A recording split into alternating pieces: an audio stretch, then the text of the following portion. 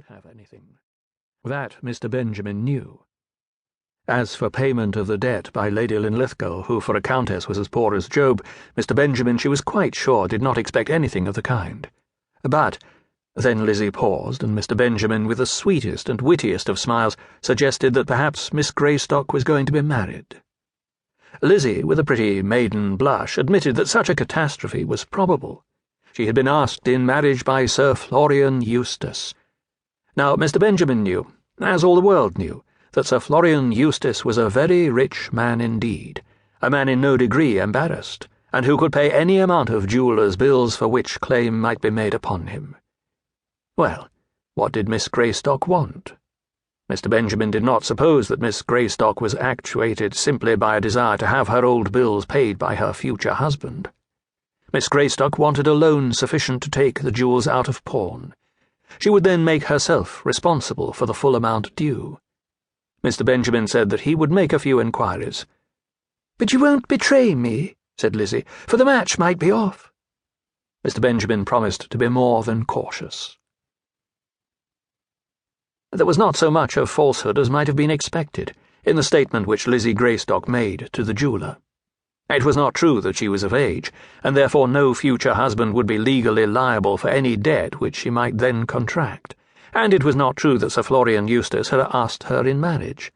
Those two little blemishes in her statement must be admitted, but it was true that Sir Florian was at her feet, and that by a proper use of her various charms, the pawned jewels included, she might bring him to an offer. Mr. Benjamin made his inquiries and acceded to the proposal.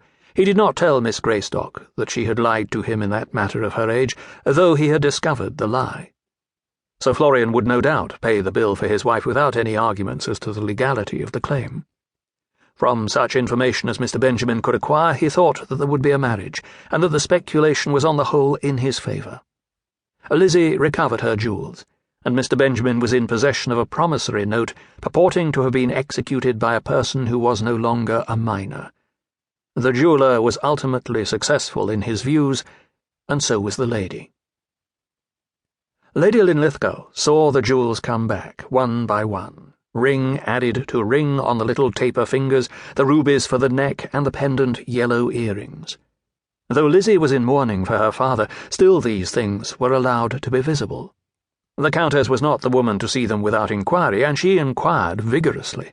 She threatened, stormed, and protested. She attempted even a raid upon the young lady's jewel box, but she was not successful. Lizzie snapped and snarled and held her own, for at that time the match with Sir Florian was near its accomplishment, and the Countess understood too well the value of such a disposition of her niece to risk it at the moment by any open rupture. The little house in Brook Street, for the house was very small and very comfortless, a house that had been squeezed in, as it were, between two others, without any fitting space for it, did not contain a happy family. One bedroom, and that the biggest, was appropriated to the Earl of Linlithgow, the son of the Countess, a young man who passed perhaps 5 nights in town during the year. Other inmate there was none, besides the aunt and the niece and the 4 servants, of whom one was Lizzie's own maid. Why should such a countess have troubled herself with the custody of such a niece? Simply because the Countess regarded it as a duty.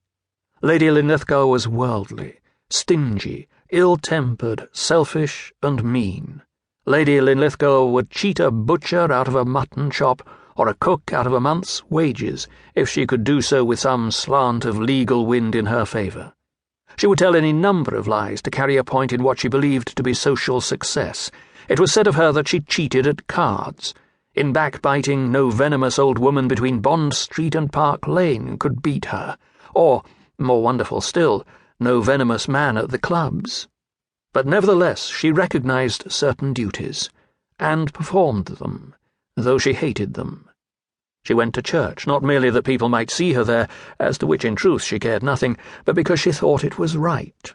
And she took in Lizzie Greystock, whom she hated almost as much as she did sermons, because the Admiral's wife had been her sister, and she recognized a duty.